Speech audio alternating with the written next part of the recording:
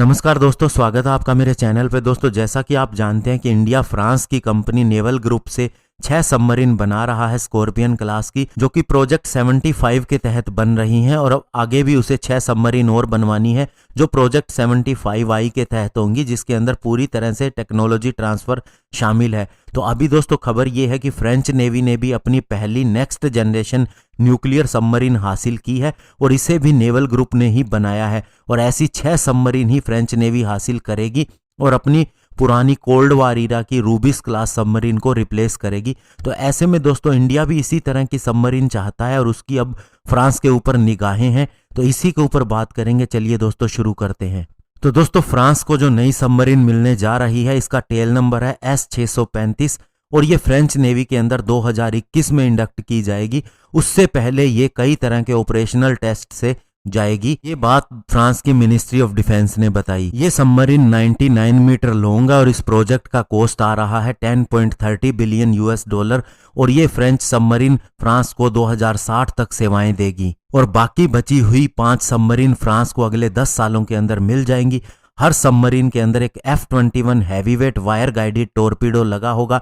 साथ ही इसके अंदर modern Exocet SM-39 antiship missile भी होंगी और ये 65 व्यक्तियों के क्रू को अपने साथ रख सकेगी, जिसके अंदर स्पेशल फोर्सेस भी शामिल होंगी। ये सबमरीन फ्रेंच नेवी को कोल्ड वार ईरा की पुरानी सबमरीन से 21वीं सदी की नई सबमरीन तक ले जाएंगी। ये सफरन क्लास की सबमरीन की खासियत ये है कि ये स्पेशल पर्पसेस के लिए बनाई गई है, जिसके अंदर लैंड और सरफेस अटैक भी शामिल है, कॉन्वॉय एस्कॉर्ट भी शामिल है और सबमरीन हंटिंग भी शामिल है। अगर इस बैराकूडा स्टेल्थ वेसल प्रोग्राम की बात करें तो इसकी पहली न्यूक्लियर पावर्ड अटैक सबमरीन 2007 के अंदर इस पे काम शुरू हुआ। उसे 2019 जुलाई के अंदर लॉन्च किया गया और साथ ही इसके फैक्ट्री सी ट्रायल शुरू हुए इसी साल 27 अप्रैल से। ये सबमरीन स्टॉर्म शैडो से भी लैस है, जो कि दोस्तों एक Anglo French designed cruise missile है और बहुत ही लो ऑब्जर्वेशन का फीचर है इसके अंदर, यानी इसे डिटेक्ट करना बहुत ही मुश्किल होता है।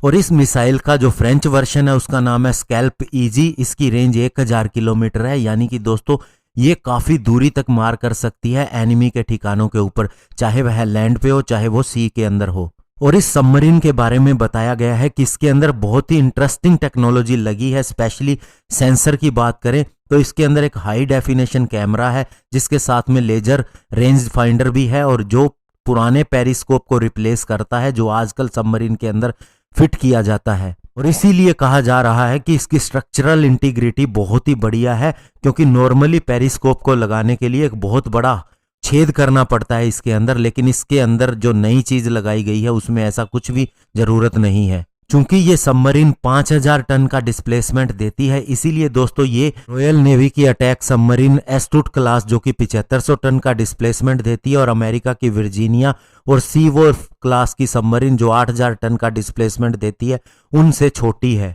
लेकिन इसका काम पूरा होने के बाद ये पूरे यूरोप के अंदर सबसे एडवांस न्यूक्लियर अटैक सबमरीन होगी। और दोस्तों सबसे बड़ी बात है कि इसे French ship builder naval group बना रहा है और यही सबमरीन P75I क्लास की सबमरीन के तहत इंडिया को भी ऑफर की गई है। और अभी आपको बता दें दोस्तों, सितंबर मंथ के अंदर फ्रांस की डिफेंस मिनिस्टर फ्लोरेंस पार्ली और हमारे डिफेंस मिनिस्टर राजनाथ सिंह जी के बीच में एक मीटिंग हुई, तब इसी तरह की सबमरीन का डिस्कशन भी किया गया। लेकिन इंडिया ने यह भी कहा था कि हमें AIP सिस्टम और ज़्यादा स्ट्रॉन्ग चाहिए ताकि हमारी सबमरीन ज़्यादा समय तक पानी के अंदर रह सके। तो ऐसे में दोस्तों पहली बात तो ये समझ में आती है कि फ्रांस को भी अब नई सबमरीन की ज़रूरत है और उसकी सबमरीन भी काफ़ी ज़्यादा पुरानी हो चुकी हैं।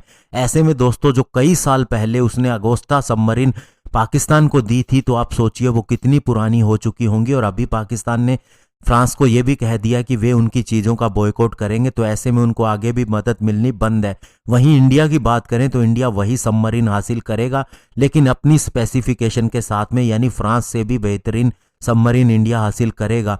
और साथ ही फ्रांस ने वादा किया है कि वह टेक्नोलॉजी ट्रांसफ़र भी करेगा इसके थ्रू। तो ऐसे में दोस्तों इंडिया को बहुत कुछ मिलने जा रहा है टेक्नोलॉजी के साथ, बेटर सबमरीन भी। धन्यवाद, जय हिंद।